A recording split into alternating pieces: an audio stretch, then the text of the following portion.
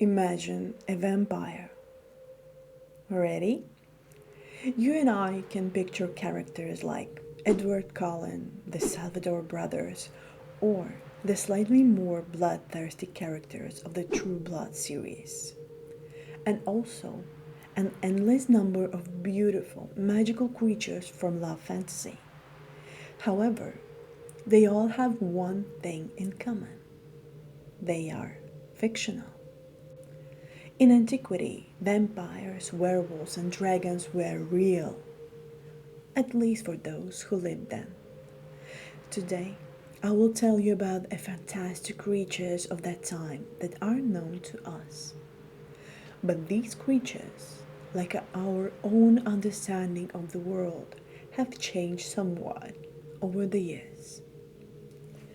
Vampires, lamias, and other bloodsuckers. In ancient times, where darkness and light were so closely intertwined that it was sometimes impossible to distinguish their boundaries, people believed in the existence of vampires, not just as dark stories, but as real inhabitants of the world. But unlike modern novels, where vampires are often depicted as loving, mysterious, and sometimes even romantic, ancient people knew them as something completely different. Vampires did not feel true affection for humans, although they could skillfully pretend. These creatures finged love and passion only to attract their victims, seduce, gain trust, and quench their eternal thirst for blood. Some of the vampires were called empusa. They were said to be able to even marry a mortal, but not for love, but to prolong the pleasure of hunting, to fatten their prey with affection and care before feasting on life giving blood. They preferred young and strong bodies because their blood seemed the sweetest and had the most precious seasoning. For the ancient Greeks and Romans, the concept of vampirism was especially close. Their customs associated with blood and mystical rites were not just a tradition, but sometimes sacred. Blood was considered the carrier of life force, and according to legend, it was not only humans and wild animals that craved this power. It is said that some sick people tried to heal themselves by falling on the wounds of gladiators to absorb the warmth of their lives, feeling how this power flowed into their own weakened bodies. But among all these dark legends, one creature stands out for its ferocity and ruthlessness: the Lamia.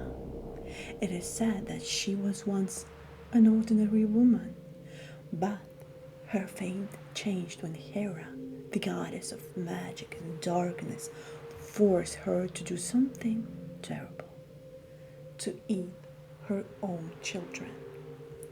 Losing her mind and filled with hatred, the Lamia turned into an evil spirit that brought fear to mothers and children, lying in wait for those left without protection. Since then, her name has become a symbol of the bloodthirsty monsters, and children trembling under the blanket were afraid to hear her ominous call. You know, it's always amazing how the perception of myths changes over time. When I read ancient stories about vampires and lamias, it seemed to me that these were not just myths. They were something living, breathing in each story. These creatures that our ancestors spoke of were not necessarily something scary or sinister. Maybe there was something more behind them, something that was trying to pass on its lessons to us through ancient legends. Perhaps vampires and lamias were symbols of our own fears and passions, incidents from the lives of our neighbors, or a reflection of the dark sides of our souls that we hide from the light of the day. The living dead. In ancient times, people believed that death was just a transition to another world. Souls could find peace or turn into something beautiful. But what if death came before its time, especially to someone who had lived a life of malice and hatred? Then, according to the ancients, such a soul could become more dangerous than it was in life. It was believed that prematurely killed villain could return to the world of the living in the guise of a monster that would roam the earth persecuting the innocent. Over the years, such beliefs have changed, and over the time, the idea of mother zombies arose. Soulless creatures that spread their own infection in myths. To be honest, I have never been a big fan of zombie stories. Their concepts seem quite innovative to me in recent centuries, but in antiquity, zombies were almost never mentioned. Perhaps because the idea of death and the afterlife was much more mystical and exciting than the fear of a living dead person. Werewolves. In ancient legends, the transformation from a man into a wolf was always accompanied by mysterious and gloomy details. One of the most famous stories about the first werewolf is about the Arcadia king, and I need to check his name. Lycan. One of the most famous stories about the first werewolf is about the Arcadia king, Lycaon. According to the myth, when Zeus heard rumors that Lycaon was throwing cruel banquets and killing his guests, Zeus, the god of hospitality, decided to check these rumors himself, taking the form of a simple traveler. Lycaon, wanting to test the divine essence of the guest, served him the meat of a killed prisoner, hidden among ordinary dishes.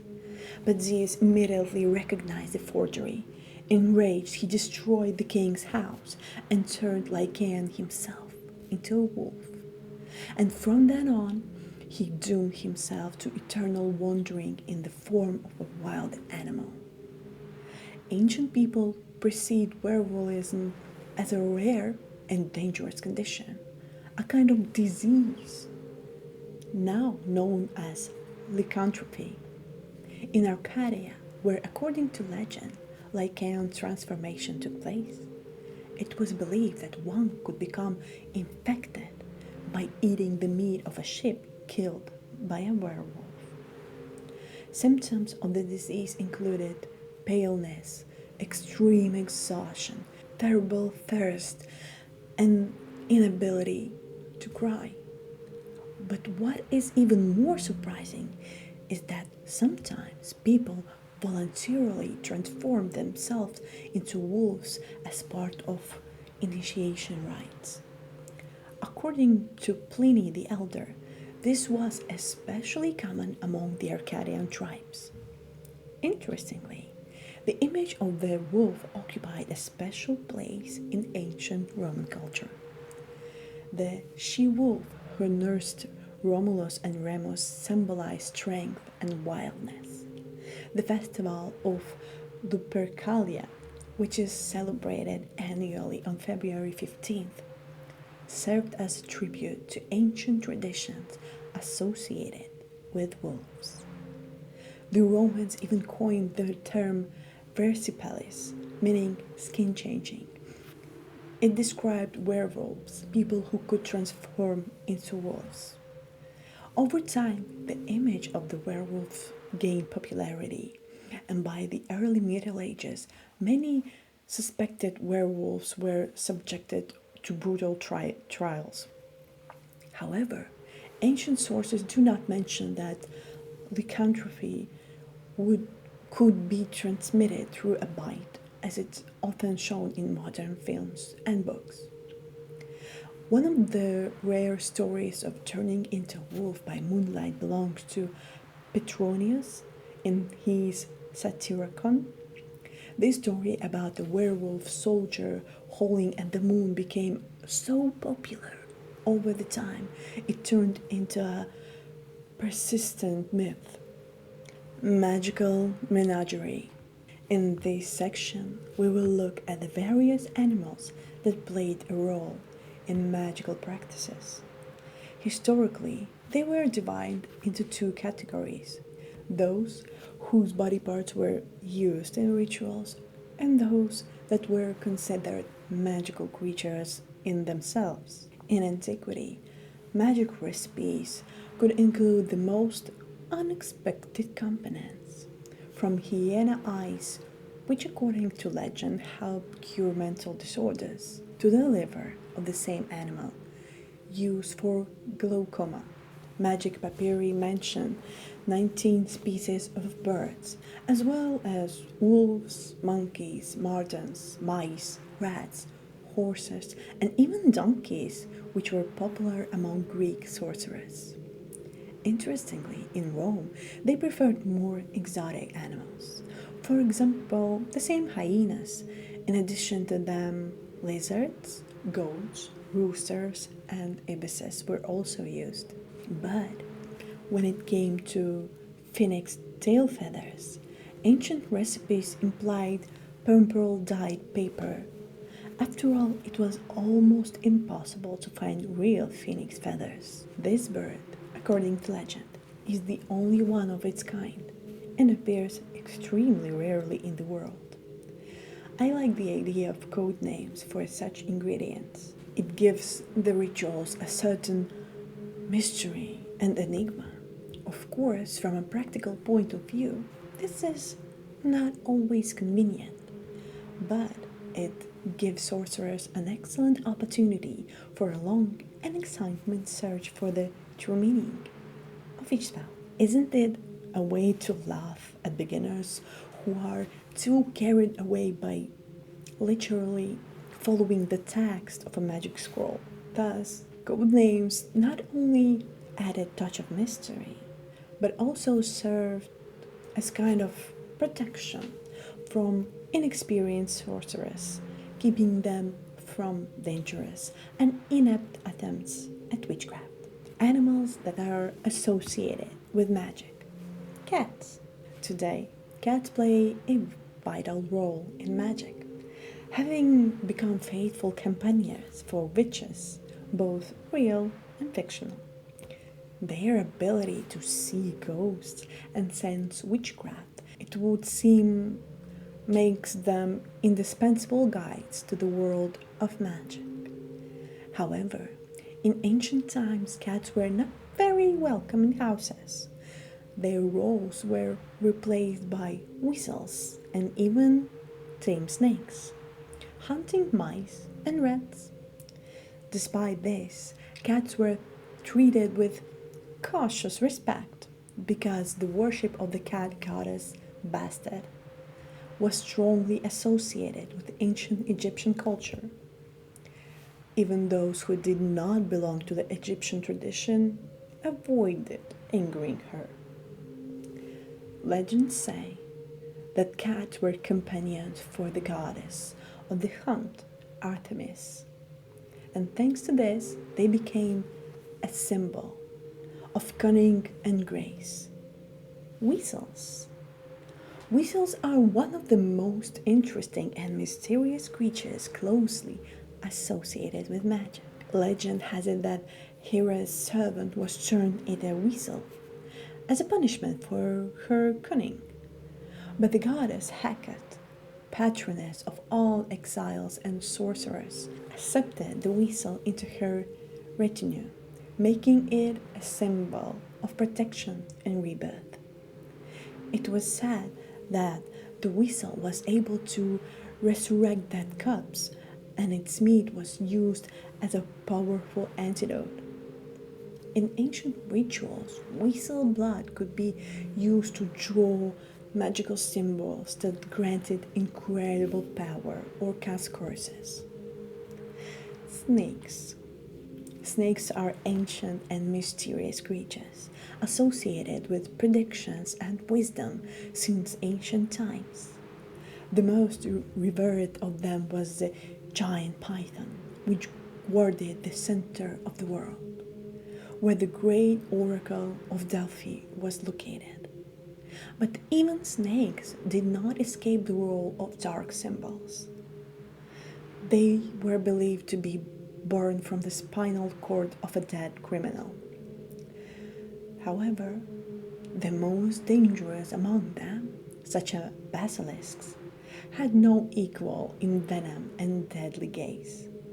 Surprisingly, their worst enemies were considered to be weasels, invulnerable to basilisk's venom and capable of killing it with one bite. Dogs. Today, dogs seem completely ordinary to us pets, but in antiquity, they accompanied the goddess Hecate, who roamed the earth on dark nights. They were often sacrificed to the gods of the underworld, considered messengers of death. The dogs howled, sensing the approach of magical power or ghosts, and often their body parts were used in magical potions. Perhaps their howls and the responses of the ghostly pack inspired ordinary people to pull the blanket over their ears while magic ranged around. Magical creatures, griffins.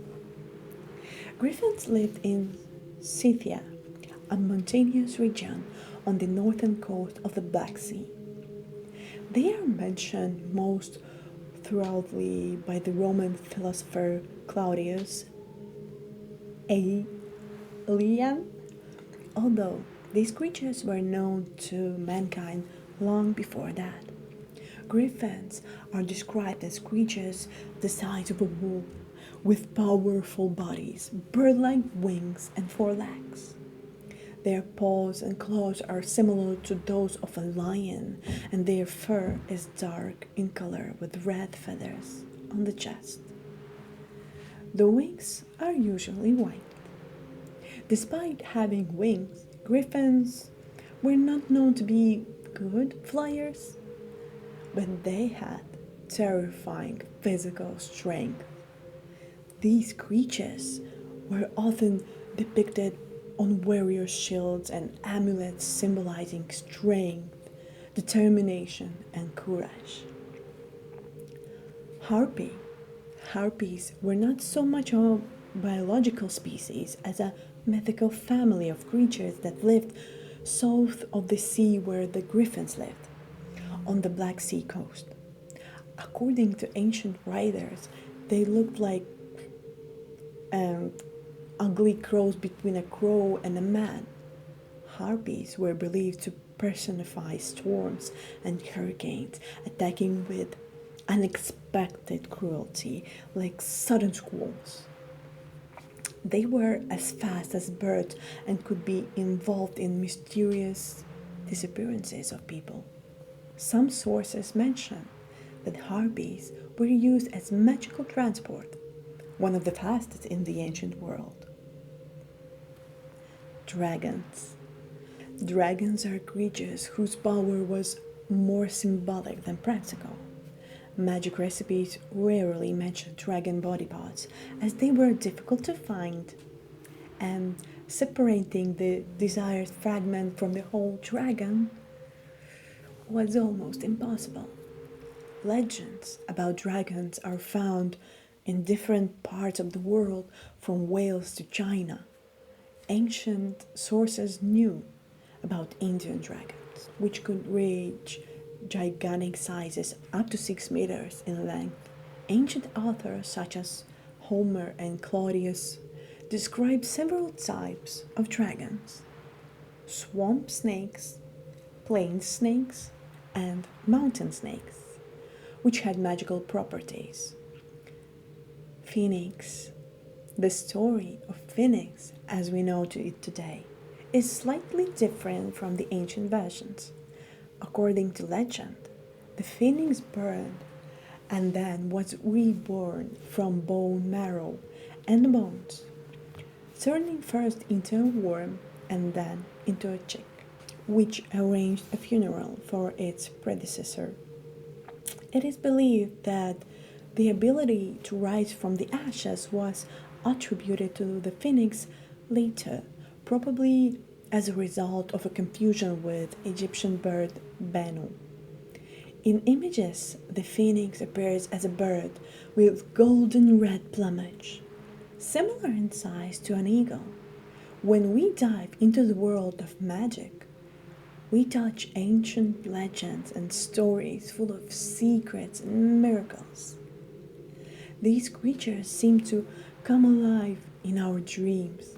Their images tremble in the imagination, and the soul is drawn to the unknown. I have spent many hours immersed in fantasy worlds, feeling how they come to life before me.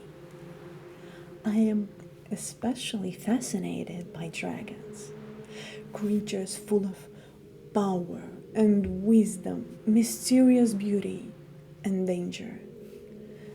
There is something primordial about them that does not let go, forcing you to return to them again and again.